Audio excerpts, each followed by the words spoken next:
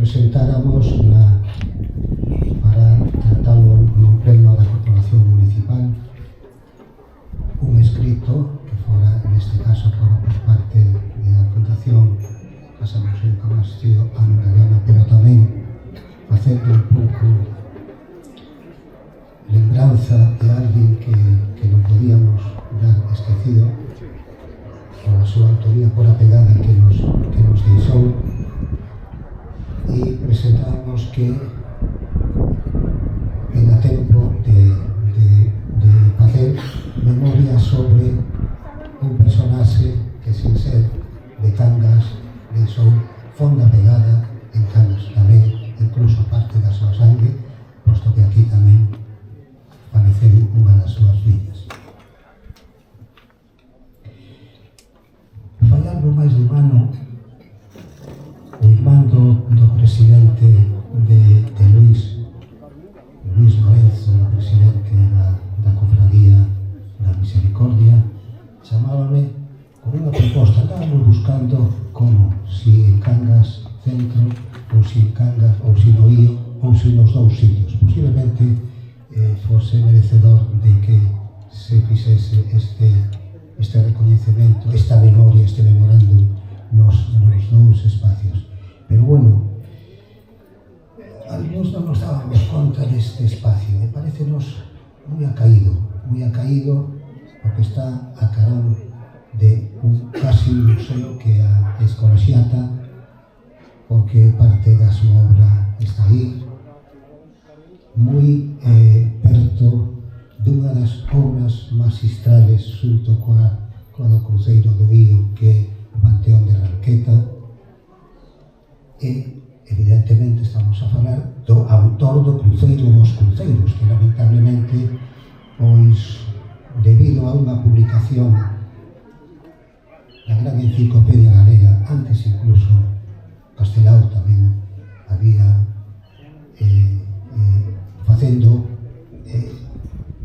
facendo gala desa tradición oral de que o Cruceiro de Ío, que era obra de Pepe da Pena, máis tarde que el publicou isto, neste caso Antón Fragos, na gran enciclopedia galega, a hora de que cando se presentaron documentación que nos aproximaba cada vez máis a autoría do escultor de Ignacio Cerviño, recoñeceu que seguramente iba a ser complicado, aínda que estaba convencido de que si era así, non Pepe da Pena, non José Cerviño, sino Ignacio Cerviño, por moitas das consideracións que seguramente Anso nos ilustrará.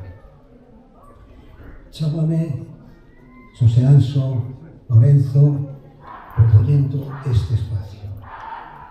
E sin dubidalo, pois me traballar. E dice, bueno, que se cousa tú agora, contesa de ti, efectivamente, pois e teño que agradecer que das poucas cousas, casi ninguna, que se aproban por unanimidade no pleno corporativo de Cangas, esa aprobouse por unanimidade por os 21 membros da corporación, polo cal eu agradezco moitísimo, desde o PP hasta como é a asociación dos vecinos, bueno, todos os grupos, foi unanimidade, 21 membros, 21 votos. E iso é de agradecer que, ainda que só sexa para estes temas, que haxa ese acordo. Pusemos a funcionar todo preciso para que se dese este caso, e, bueno, ainda que sexa un ano algo máis tarde, hoxe el día cero, o Día Mundial do Canteiro, pero escutei decir por aí que tamén é o Día de Acción de Gracias. É certo? Non sei se é certo. Corresídeme se non é certo. Bueno, como non íbamos a ter en conta un personaxe tal como Ignacio Cerviño Quintero? Creou o Panteón de Ranqueta, a Fonte do Cabalo, o Cruceiro dos Cruceiros, o Cruceiro do Ío, pero tamén a Santa Cena, donde Suso Caramuso descubriu algo que tamén contribuiu a certificar esa autoría. O Nazareno das Tres Caídas, tamén é obra súa, unha obra magna que deu pé a un congreso que se realizou no Concello, na que participaron estudiosos, está un deles aquí tamén, Estanis Fernández de la Cegoña, e o único opositor a día de hoxe é Xulio Pintos, o único que mantén a outra situación, exento moi pouco ou nada implementado. Ese Cristo do Descendemento, que é unha obra espectacular, é unha obra de estudio, é unha obra académica, é unha obra de escultor, non é unha obra de canteiro, tamén é unha súa, que tamén está aquí. As Tres Marías, a Verónica, San Juan, o Francisquino, etcétera, etcétera. Por iso, eu creo que é un día para celebrarlo, para agradecer a corporación ese apoio e para agradecer tamén que se fixese realidade no día de hoxe. Van a intervir logo Estanis Fernández de la Cigoña e máis Anxo que está así. Anxo tamén. Bueno, gracias a todos e a todas e en breve descubriremos a placa.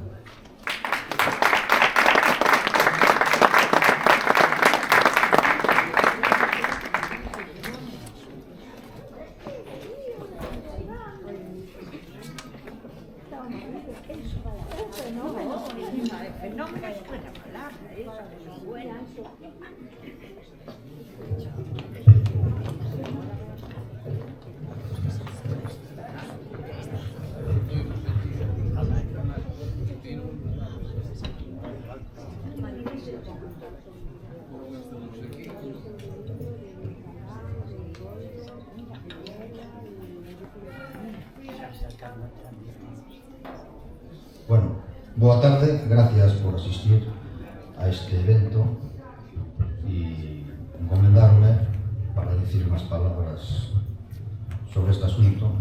Y bueno, me quedo preparado, que creo que é necesario leer, porque a veces non todo o mundo está enterado do que acontece pois coa autoría do Concello do Io, non?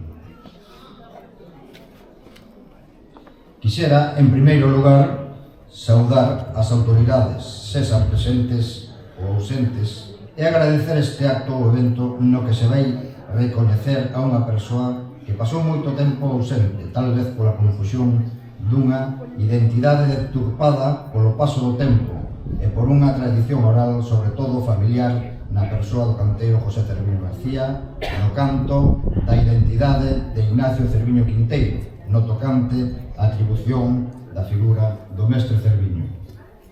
Diante da ausencia do libro da fábrica do Santísimo Cristo da Luz do Io, e contando con outros datos existentes, xa no ano 1964, o investigador Eugenio Eiroa Hermo aseguraba que o escultor do Cruceiro do Io, obra en sí da arte popular galega, cadraba coa figura do mestre Cerviño e coa persoa de Ignacio Cerviño Quinteiro, de profesión escultor e natural de Santa María de Aguasantas, Cerdedo Cotobade, a mesma parroquia natal ca de José Cerviño.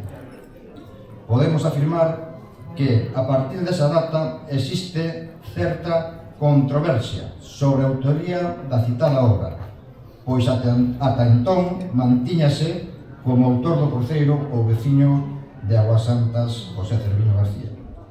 Mais ata hoxe non se ten acreditado a estadía deste canteiro no Io, e tampouco en Pontareas, onde Ignacio Cerviño, a quen lle seguimos outorgando a figura do mestre Cerviño, traballou durante 20 anos e onde ten un pronunciado legado de obras como panteóns, cruceiros, fontes, etc. Esta corrente de investigación foi respaldada por diversos historiadores, entre outros Alfonso Fernández Sotelo, Estanislao Fernández de la Cigoña ou Carlos Olla Varela. Eiroa xa nos deixou alá polo 2009.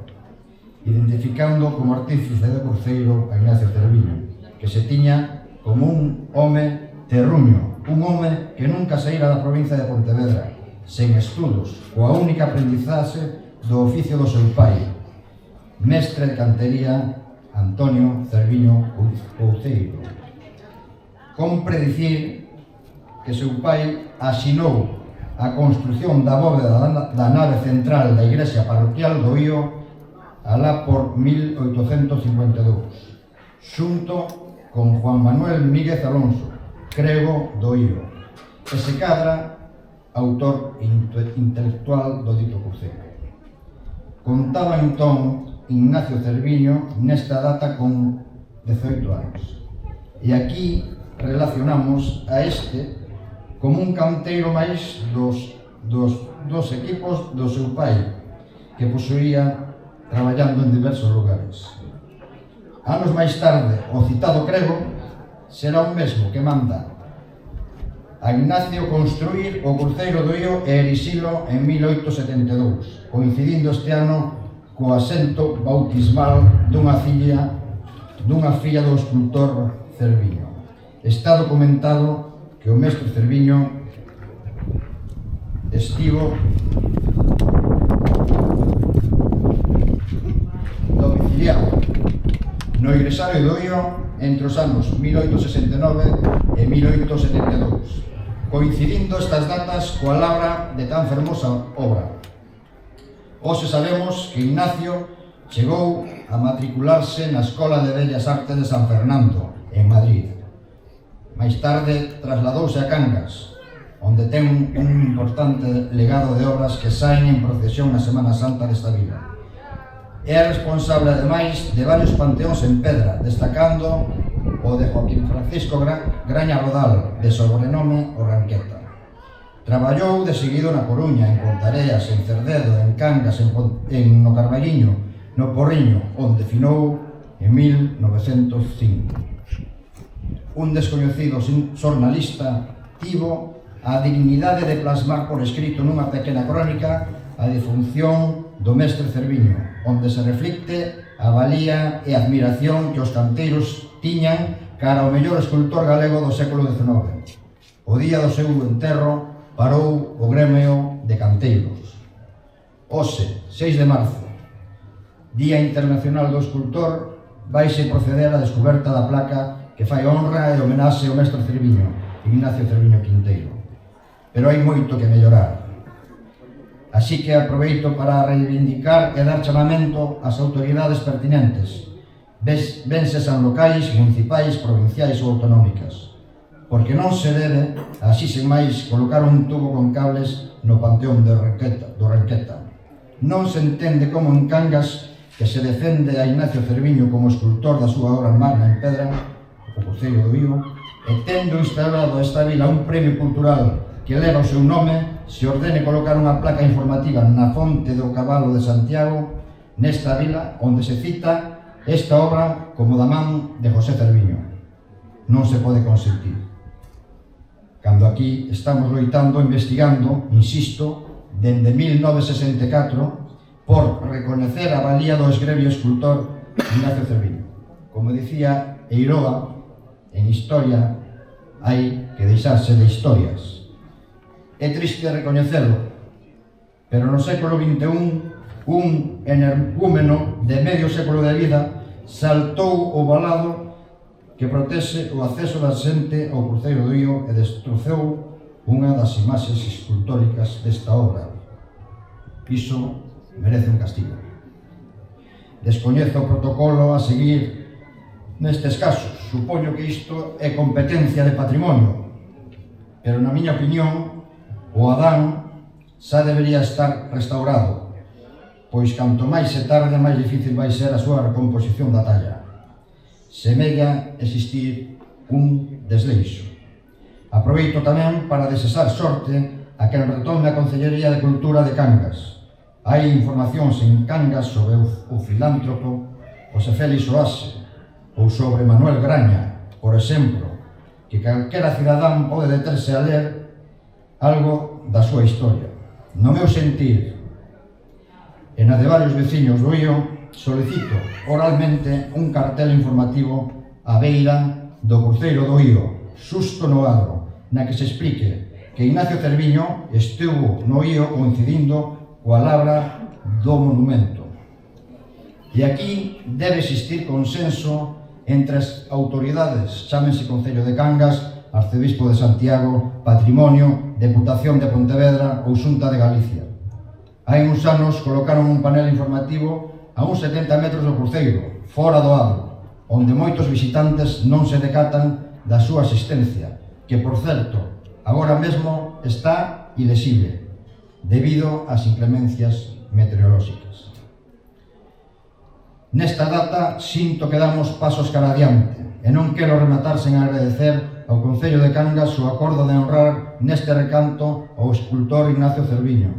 Grazas tamén a aqueles que me apoiades incondicionalmente, en especial Carlos Solla, Camilo Camaño, Stanislao Fernández de la Cigoña, José Manuel Otelo, Luis Pérez, Xoán Chillón, Alfonso Fernández Otelo, Héctor Mera, José Martínez, Juan Soto, Sede Mondoñedo, a Asociación Fonte Nova, que loita por realizar o certame de cantería Ignacio Cerviño, que neste ano se celebrará no Ío igualmente, a Cofradía de Misericordia e un longo etcétera, sen esquecerme, como non, da miña familia. Begoña, Sabela, o vosso apoio é fundamental. Grazas pola vosa paciencia e polo ánimo que me dades. Eu intentarei resistir, insistir e persistir. Grazas pola vosa asistencia.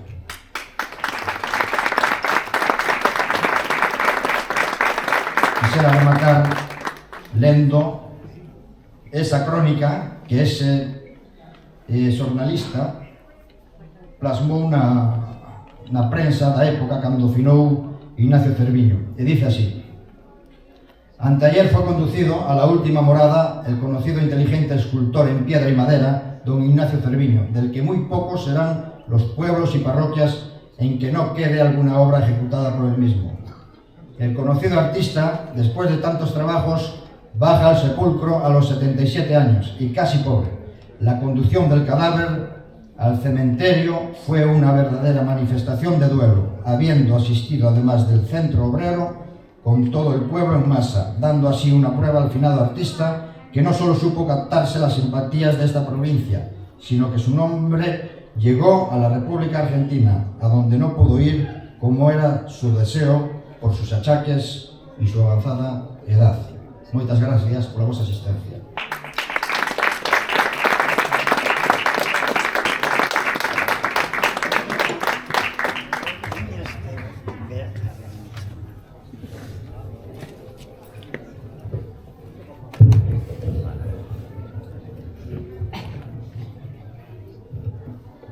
Bueno, vou a ser moi breve porque fai moito frío para estar aquí resistindo como soldados a pé.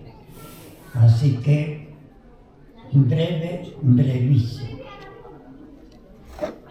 É un placer para min que contaseis coa miña presenza para esta inauguración. O mestre Ignacio Cerviño é, dende hoxe, un cangués distinguido con todo merecemento, pois as súas obras causan admiración a propios e visitantes. Non é momento de facer un listado que as rememore todas, pero as levamos no nosa mente. Ignacio merece unha praza que ademais atópase moi preto da igrexa que ensalzou con moitas imaxes que hoxe procesionan durante a Semana Santa. Hoxe conto coa presencia de meu amigo Anxo Colla, o maior estudoso da vida e obra de Ignacio, e que ademais ostenta o Premio Cerviño que tan merecidamente lle otorgara o Concello. Grazas por terme invitado a este acto. Voto, sen embargo, de menos ao investigador Eugenio Eiroa. Hai moitas noites que non durmen na súa casa.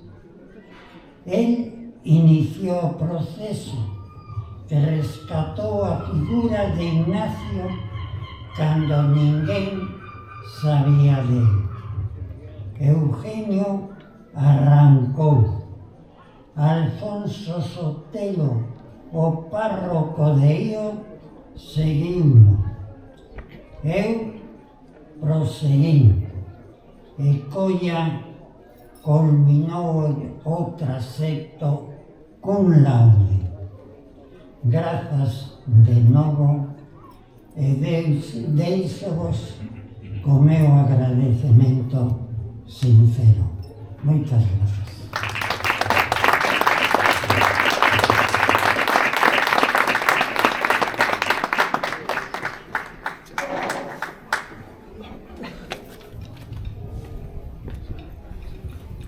Para pechar esta ronda de intervencións, a alcaldesa de Cangas pechará o acto, vaya a redundancia, e de seguido farase descuberta de verdade.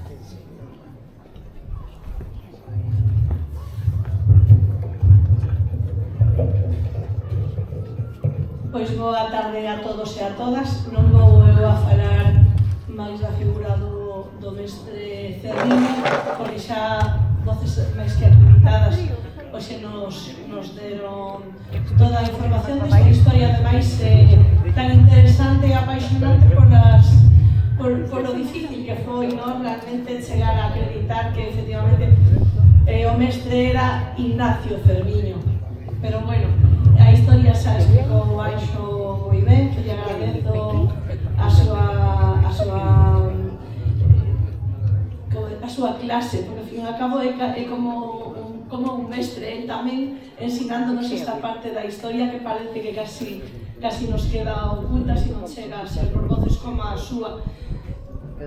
Vivimos no país dos cruceiros e de entre todos os concellos temos a sorte de ter o cruceiro de cruceiros, o máis insigne de todos eles. Eu creo que iso é algo que ao pobo de Cangas nos ten que encher de moitísimo orgullo e algo do que podemos facer fachenda e desde logo que o facemos. E se non fose así, tampouco non habería, pois, o mellor este acordo unánime que hubo na corporación, porque algo no que non pode haber discusión. Temos no noso haber un patrimonio de valor incalculable, non só o cruceiro do Io, dun mestre que, por eso, precisamente como hoxe, o Día do Escultor, nos parecía que era a data máis acaída para acabar de honralo como se merece. Temos un exemplo de arte sacro dos mellores do mundo e que é admirado, eu creo que veñen turistas de todos os lados a ver o cruceiro do Io. A veces pasan episodios desgraciados como este que Anxo mencionou, pero o sentido da xente eu creo que de verdadeiro respeto fondo e unha admiración que nadie cuestiona. Por eso, hoxe realmente eu creo que é un acto simbólico pero especial evidentemente para a figura de Cerviño, pero tamén para o pobo de Cangas, de volver a recordarnos e digamos un pouco subir a nosa autoestima e poñer en valor o noso patrimonio, que o facemos, pero nunca está de máis. Eu creo que ter esta placa aquí recordando ao mestre que temos a sorte de ter, digamos, de que estuve traballando en Cangas, é unha gran fortuna, e sí que se recollemos o testigo que non caerá en saco roto para poñer ainda máis valor con outras medidas que o Concello pode levar a cabo e en colaboración tamén, neste caso, co Arzobispado por unha cuestión de onde están ubicadas parte das súas obras. Sen máis, pasamos a descubrir a placa. Pídolle a Camilo que me acompañe.